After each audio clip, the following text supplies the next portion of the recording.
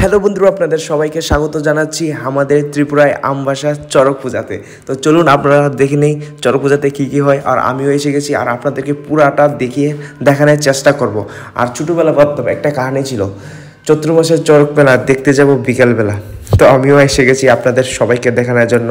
And Charak পূজাতে সবসময় একটা জিনিস মনে করবেন, লুক তো থাকেই, লুক থাকলেও খাওয়া দাওয়া কেনাকাটির জিনিস প্রচুর থাকে। কিন্তু চড়ক পূজার ভিতরে না সবচেয়ে থেকে ভালো জিনিস কি, আপনারা শিবগড়ি দেখতে পারবেন। শিবগড়িতে শিব তারা এবং আলাদা আলাদা জিনিস যেরকম দেখাচ্ছে না, অনেক সুন্দরভাবে সব কিছুকে দেখানো হবে। তো সেটা দেখে নেবেন আর আমিও সেটা আপনাকে পুরো দেখানোর চেষ্টা করব। প্লিজ আমার সাথে আমার ভিডিওটা পুরাটা দেখেন তাহলে।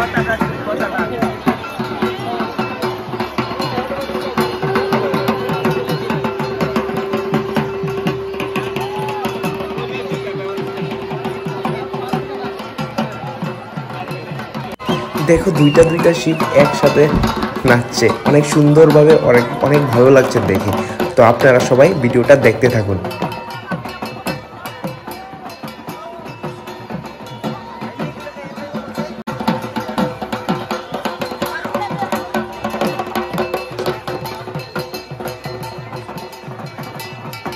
আমার তো দেখতে অনেক ভালো লাগছে, আপনাদের কীরকম লাগছে আপনারা সবাই আমাকে কমেন্ট করে জানাবেন। ওখানে দেখুন কালিমাও এসে গেছে, দেখবেন ওখানে কালিমা আসছে, কালিমা আসবে। ওর দেখেন শিব লেটে আছে, শিবের উপর দাঁড়াবে। পুরাটা দেখাবো আপনাদেরকে, পুরাটা ভিডিও দেখেন, স্কিপ করবেন না।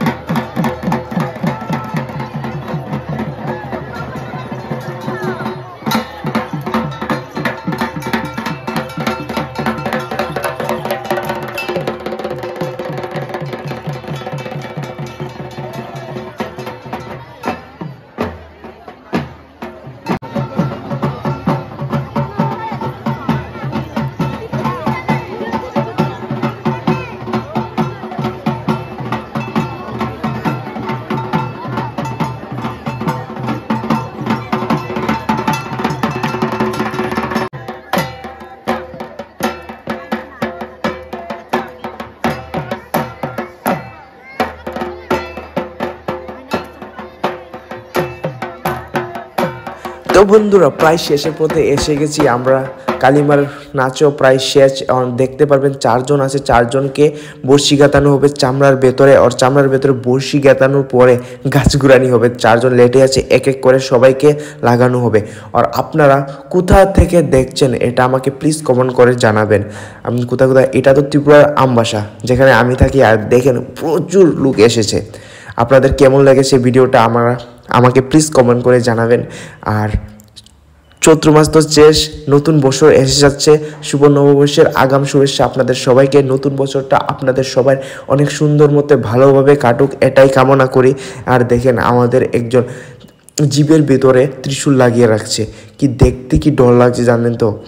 এটাই বলবো সবাইকে, ভিডিওটা যদি ভালো লাগে থাকে প্লিজ ফলো করার সাথে সাথে সাবস্ক্রাইবও করে দেবেন। আর আপনাদের সবাইকে জানাবো, দেখতে তো অনেক ভালো লাগছে, কিন্তু হেরা যে কী বলবো, যে বলে বাবার আশীর্বাদ যদি থাকে না, জীবনে সব কিছু করা যায়। আর এটা দেখি ভালো লাগছে, তো দেখেন আপনারা সবাই।